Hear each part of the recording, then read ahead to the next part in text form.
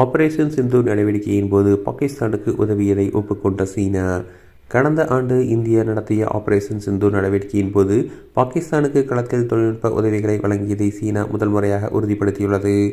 கடந்த ஆண்டு ஏப்ரல் மாதம் காஷ்மீரின் பல்காமில் நடத்தப்பட்ட தீவிரவாத தாக்குதலில் சுற்றுலா பயணிகள் 26 பேர் உயிரிழந்தனர். இதில் பாகிஸ்தான் தீவிரவாதிகளுக்கு தொடர்பு இருப்பது தெரிய வந்தது.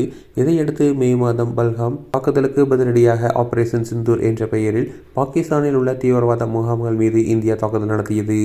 இதனால் இந்தியா பாகிஸ்தான் இடையே போர் மூண்டது. பின்னர் போர் வாபஸ் பெறப்பட்டது. இந்த குறுகிய போரில் பாகிஸ்தானுக்கு சீனா உதவி செய்ததாக இந்தியா கூறிய புகார்களை சீனா இதுவரை மறுத்து வந்தது. இந்த நிலையில் சீனா அரசு ஊடகமான CCTV aviation industry corporation of China பொறியாளர் ஷாங் ஹெங் என்பவரின் பேட்டியை ஒளிபரப்பியது. அதில் ஆபரேஷன் சிந்தூர் மோதலின் போது பாகிஸ்தான் விமானப்படை தளங்களில் தங்கியிருந்து J-10GC போர் விமானங்களுக்கு தொழில்நுட்ப உதவிகளை வழங்கியதை அவர் உறுதிப்படுத்தியுள்ளார்.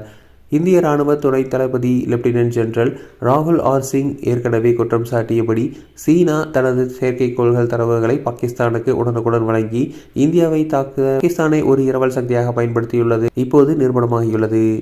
இந்திய தரப்பில் பாகிஸ்தான் தீவிரவாத முகாம்கள் மற்றும் இராணுவ தளங்கள் அளிக்கப்பட்டதாக கூறப்படும் நிலையில் சீனா தனது போர் விமானங்களின் திறனை உயர்த்தி பிடிப்பதன் மூலம் தனது J-35 ஸ்லெத் ரக விமானங்களை உலக நாடுகளுக்கு விற்பனை செய்ய இந்த சூழலை பயன்படுத்தி கொள்வதாக பாதுகாப்பு வல்லுநர்கள் கருதுகின்றனர்.